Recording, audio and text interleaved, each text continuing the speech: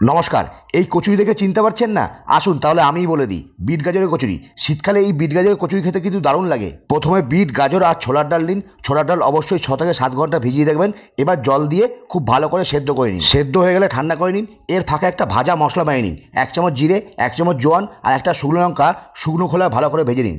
তারপর মিক্সি বা রুটি বেলা বেলেন চাকলিতে খুব ভালো করে মিহি করে গুঁড়ো করে নিন। এবার সেদ্ধ করা বিট, গাজর আর ছোলার ডাল মিক্সির মধ্যে দিয়ে অল্প একটু জল দিয়ে খুব ভালো করে মিহি একটা পেস্ট বানিয়ে নিন। এবার প্যানে সাদা তেল দিয়ে তেলটা প্যানের মধ্যে খুব ভালো করে মাখিয়ে নিয়ে তারপর বেটে রাখা বিট গাজরের পেস্টটা দিয়ে অল্প নুন, চিনি আর গুঁড়ো মশলা দিয়ে খুব ভালো করে কষিয়ে নিয়ে পুরটা রেডি করে নিন। এবার কচুরি বানানোর জন্য ময়দা নিয়ে ওর মধ্যে চিনি, অল্প একটু সাদা তেল, তারপর বিট গাজরের পুর দিয়ে ময়দার সঙ্গে ভালো করে বিট গাজরের পুর জল ছাড়া মেখে নিন। তারপর উষ্ণ জল দিয়ে ময়দাটা ভালো করে মেখে একটা ডো তৈরি করুন। এবার এই ময়দার ডোয়ের মধ্যে ভালো করে সাদা তেল মাখিয়ে নিয়ে একটা ঢাকনা চাপা দিয়ে 10 থেকে 15 মিনিট রেখে দিন।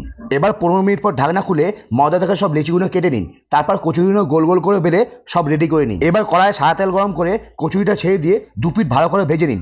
যখন দেখবেন কচুরিটা বলার আকারের মতো হয়ে গেছে তখন তুলে নিন। এইভাবে সব কচুরি ছাড়ুন আর ভেজে তুলে নিন। সব কচুরি ছাড়ুন, ভেজে আর তুলে নিন। এই বিট গাজরের কচুরি দেখতে যেরকম সুন্দর সেরকম খেতেও অসাধারণ। বাড়িতে অবশ্যই ট্রাই করে দেখুন, খুব ভালো লাগবে।